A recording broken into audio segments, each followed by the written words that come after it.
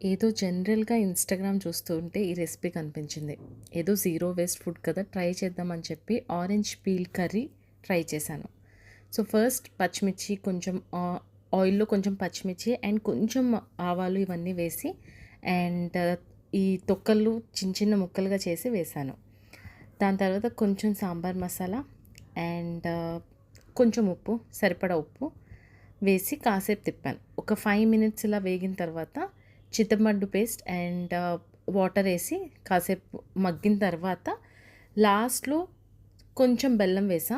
ఆ చేదు ఏదైతే ఉందో అది విరిగిపోవడానికి.